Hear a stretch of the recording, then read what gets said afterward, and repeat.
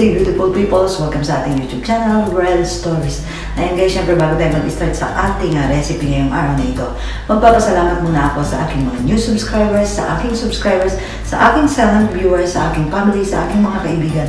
Maraming pong salamat sa pagsuporta sa aking channel.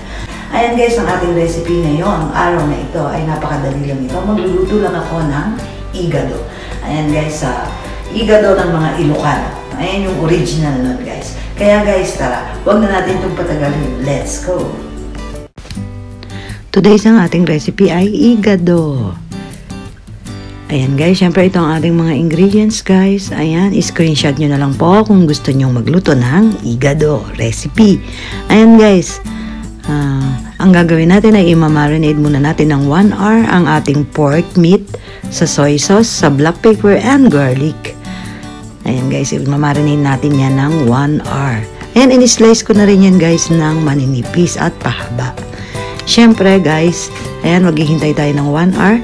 Syempre yung ating liver pork din ay lalagyan ko ito ng vinegar. At syempre, ibababad natin yan para matanggal ang lansa.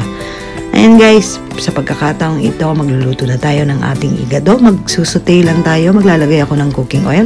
Siyempre ang onion. Ayan, isutay lang natin ng maigi guys. Ayan, hello po sa mga mamshi na mahilig magluto at papshi. Ayan, hello, hello. Ayan, isusunod ko siyempre ang ating garlic. Ayan, isusutay lang natin ito ng mabuti.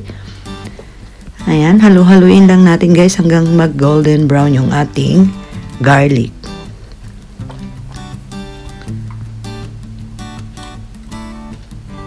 Ayan, syempre guys, okay na yung ating garlic at onion. Isusunod natin yung ating minarinate na 1 hour na pork meat. Ayan guys. Ayan guys, isusitay din natin ang ating meat. Ayan, syempre lalabas yung sariling katas ng ating meat at yung natural na juice. Ayan guys, syempre binabad natin yan sa soy sauce. Ayan, lalabas din yon, yung katas na yon guys. Kaya hindi tayo maglalagay ng water or kahit ano.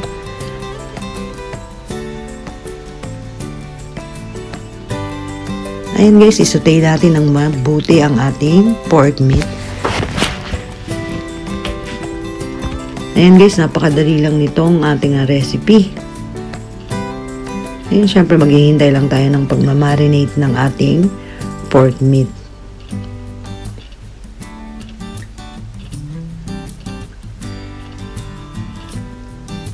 Ayan guys, syempre tatakpan ko ito ng 3 minutes para lumambot yung ating pork meat at syempre lalabas yung sariling katas niyan.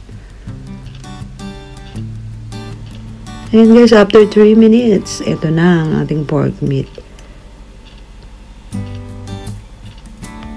Ayan, syempre isusunod natin yung ating laurel, yung ating black pepper. Guys, pwede rin kayong gumamit ng ground black pepper kung anong meron kayong paper dyan. Ayan guys, haluin lang natin itong mabuti.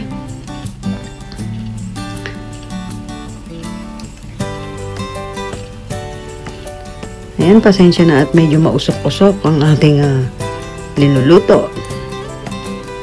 Ayan, isusunod ko yung ating pork liver. Ayan guys.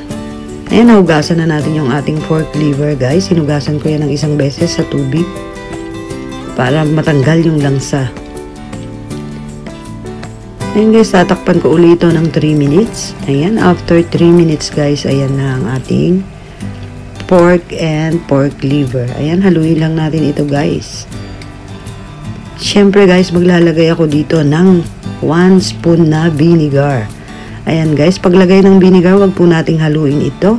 Hintayin nating maluto ang vinegar, tsaka natin haluin guys. Ayan, sa pagkakataong ito guys, pwede na nating haluin dahil medyo luto na ang vinegar. Ayan guys, halo-halo lang at syempre isusunod ko rin yung ating carrots. Ayan. Napaka-importante ng ating carrots guys.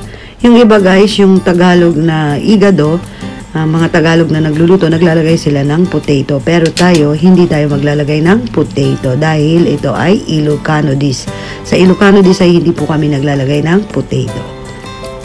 Ayan guys, halu-haluin lang natin ito at tatakpan ko ito ng 30 seconds. Ayan guys, after 30 seconds, ayan, hahaluin ko lang ito. Ayan, medyo luto-luto na yung ating carrots. Medyo malutong pa yan, kaya masarap. Ayan, isusunod ko yung ating red bell pepper.